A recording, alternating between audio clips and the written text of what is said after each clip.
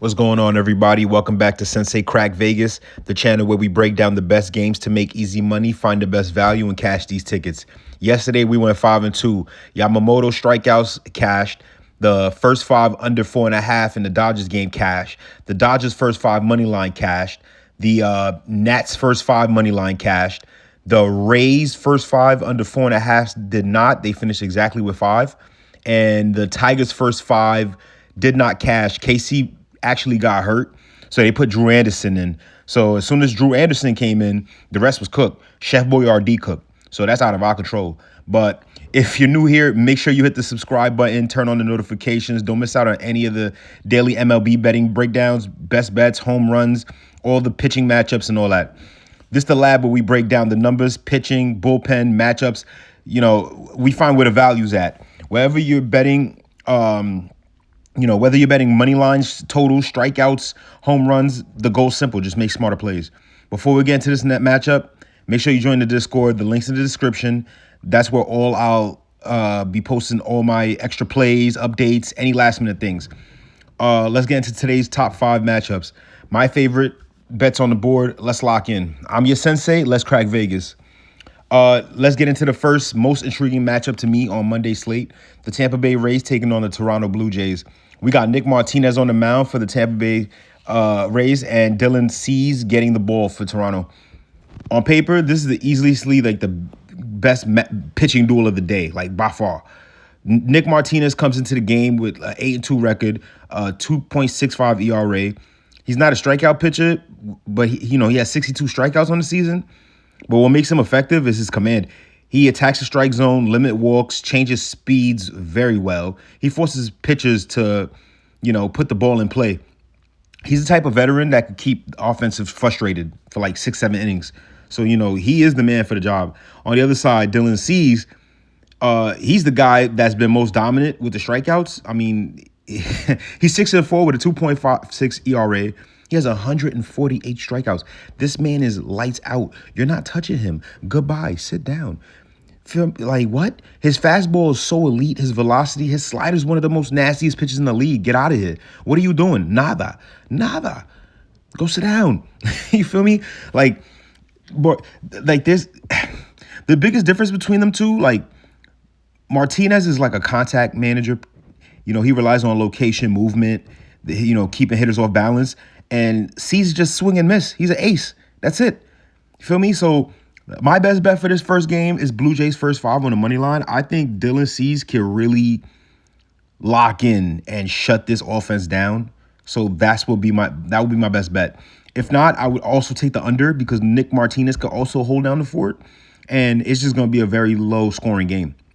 Next up on the list, we got Payton Tolle versus Shane Baz.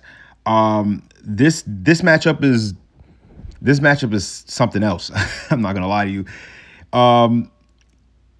One of the most exciting left-handed arms and a power righty who is capable of dominating with his best stuff.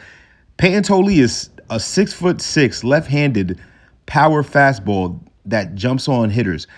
His extension and his downhill angle, like, yo, you should see this man throw this ball. It's hilarious. Like, he is a demon. He earned a reputation as like one of the best young pitchers, the prospects, thanks to his ability to miss bats and generate weak contact. His fastball is bread and butter. Bread and butter. No toast. I don't want it hot. He's cold. But his breaking ball is like, it's working. It's extremely difficult to square up.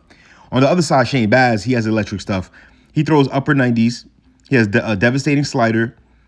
He racks up strikeouts in a hurry. The biggest question about him to me, his consistency. When he's commanding the strike zone, he looks like a frontline starter.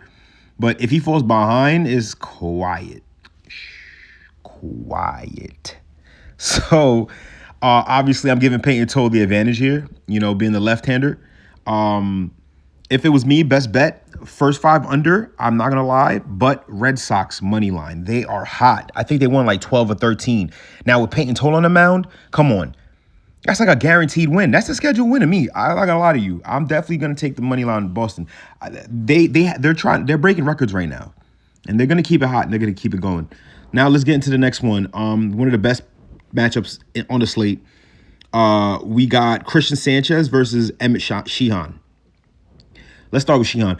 He's 4-6. He has a 4.81 ERA. He has 93 strikeouts. He has electric stuff. With a fastball that can reach up to like 90 miles. He has a nasty breaking ball. His consistency has been an issue. He's been when he's locating a fastball, he can dominate hitters. When he's commanding slips, walks, and home runs, it becomes a problem. On the other hand, Christian Sánchez, who's been one of the National League's most reliable starters all time, Sánchez enters the match 11-4 with a 2.62 ERA, 144 strikeouts. He's earned the reputation of a true ace by pounding the strikeout, generating weak contact, missing plenty of bats. Like, his changeup has been one of the most effective pitches in baseball, especially against right-handed pitchers. Righties, for some reason, can't touch this, man. It's always been a mystery to me. The biggest difference between them two, Sheehan, has a tremendous upside. He has been like inconsistent throughout the season. Sánchez has been completely opposite. Steady, efficient, giving Phillies a chance to win every time on the mound. His last outing was not the best. He has been having a problem. His hit rate has been a little high, and that is kind of something to keep an eye on. But let's be real. It's clearly Chris Sánchez. The ERA is over 2 runs lower. He strikes out over 140 hitters already. He's one of the biggest reasons Philadelphia has stayed near the top of the National League. So if it was me, Chris Sánchez over 6.5 Ks, that would be the play. If it's lower, I'm taking the over easy. But I do like the Dodgers money line for plus money. That's where the value's at. How often do you see the Dodgers at plus money? I think it was only like once or twice in the year they've ever been plus money. That's crazy to me. I got to take Dodgers on the plus money on the money line, or Chris Sánchez strikeouts, or maybe both. Maybe he strikes everybody out and it's a 1-2-0 Dodgers win. Who knows? Next up on the list, we got Jacob Misiorowski versus Freddy Peralta. This is one of the most exciting matchups. I'm not gonna lie. This is gonna be fun to watch. The Brewers host the Mets. Let's start with Jacob. He's been nothing but phenomenal this year, honestly. He enters the game 10-4. He has a sparkling 1.62 ERA with 167 strikeouts and a 0.7 WHIP. This man is a demon. Like he must have sold his soul or something. What is this? These numbers, they're fake. He leads the Major League Baseball in ERA, strikeouts, and WHIP. What? And his electric fastball has been clocked over 102 miles per hour. I watched that game.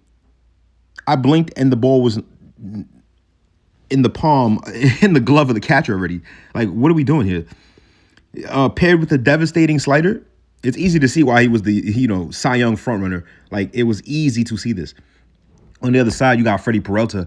Peralta has been, he's had his ups and downs this season. Coming into the start with a 5-8 record, 4.66 ERA, 104 strikeouts. Even though his ERA isn't where we'd like it to be, he still has swing and miss stuff. His fastball plays up, because of its carry through the zone. Like it's a mixed bag with this man. His slider still generates plenty of strikeouts. Like he still does his thing, but it hasn't been the season that we have been expecting from Freddy. The biggest difference between them, Misiorowski has been dominant from start to finish. He's limiting base walkers, striking hitters out. He's an elite ace. Like he's an ace. He's giving the Brewers a chance every time to win, to win every time he takes them out himself. Peralta has quality, obviously. He's just been less consistent to me. I'm sorry. You've been traga for a couple now, bro. Like, you got to step it up. I'm obviously giving the pitching edge to Jacob. It's pretty clear. My best bet is the Brewers' first 5 money line. Jacob over strikeouts. Brewers money line, period. I would lead under if the total is 8 or higher, because I still think both of them could hold it down, obviously. Next up, we got the Yankees playing the Pirates. We got Ryan Weathers versus Braxton Ashcraft. All right, Ryan, he showed a flash of some really good stuff this season, but his biggest issue is consistency. He is Mr. Inconsistent. And that's from somebody coming from New York. Like, come on, bro. Step it up. What are we doing?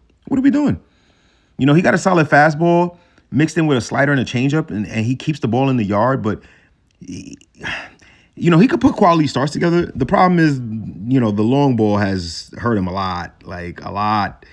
And at this rate, like, that's been the reason for his like inconsistent results.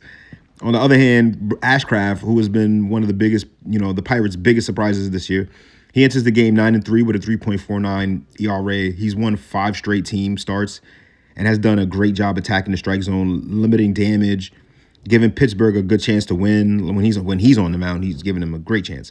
So, the biggest difference between me, Ryan has quality stuff. It's been a little bit more volatile than Ashcraft, but Ashcraft has simply been a steadier pitcher. He's been more consistent to me. Consistency is key, and consistency is cash. I want that bread. You feel me? So I'm definitely putting money on him. I'm giving him the bigger edge. I'm Pirates first 5 money line. I lean Pirates money line also. Braxton Ashcraft over strikeouts. If it's 6 or lower, I'm definitely jumping on that. If Weather struggles, early, Pirates team total is a lock. Like, it's a lock. They're going to violate. They've been the number one team in OPS against what, lefties or righties or something like that. Like, they have been hitting the ball. We can't ignore something like that. That's easy money. Why are you running away from money? I like money. Chill. Dinero. Yes. And last but not least, we got the Twins versus the Guardians. Joe Ryan versus Tanner Bibee. Now, this is an interesting one. Joe Ryan has been one of the Twins' most dependable starters all season.